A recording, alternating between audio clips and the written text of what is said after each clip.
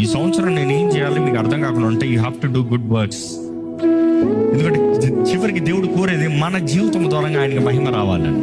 లేకపోతే ఒక్కసారి పరీక్షించుకోండి. ఈరోజు దేవుని వాక్యంలో తెలియజేయబడుతుంది, మనము జీవించేది ఆయన మహిమ కొరకు, మన జీవితంలో ఫలించినట్లుగా, మన జీవితంలో దేవునికి మహిమ పరచినట్లుగా ఉండాలి. నిన్ను రక్షించిన దేవుడు కృప ద్వారా నిన్ను రక్షించాడు. కానీ అదే సమయంలో రక్షించబడిన నీవు ఆయన చేతి పనిగా ఉన్నావు. ఆయన మహిమని కనబరచాలి. నీ సత్క్రియల ద్వారంగా దేవుడు మహిమపరచబడాలి. కానీ ఎలాగంటే నీ అంతటా నువ్వు చేస్తాం కాదు, నీకు అబండెన్స్ ఇచ్చి నీకు ప్రొవిజన్ ఇచ్చేది కూడా ఆయనే.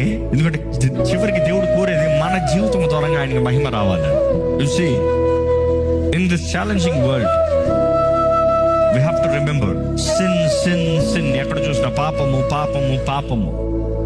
పాపుల మధ్య నేను ఎలా ఉంటానయ్యా అంటే దేవుడు అంటాడు, నా కృప నీకు ఇచ్చాను, నిన్ను బలపరిచేది, నిన్ను రక్షించేది, నిన్ను నడిపించేది, నీ ద్వారా నా కార్యాలు జరిగించేది, దాన్ని బట్టి నువ్వు నాకు అంగీకారంగా జీవించే కృప నీకు ఇచ్చాను. ఒక వ్యక్తి జీవితము నిజంగా దేవుని ద్వారా ముట్టబడిన జీవితం అంటే ఎలా ఉంటది? ఒక వ్యక్తి జీవితము నిజంగా దేవుని హస్తము, దేవుని సన్నిధి కలిగిన జీవితము ఎలా ఉంటది? ఈరోజు ఎంతమంది నిజంగా దేవుని ద్వారా ముట్టబడిన వారుగా, దేవుని ద్వారా నడిపించబడేవారుగా, దేవుని హస్తం ద్వారా తాకబడిన వారు ఉన్నారు?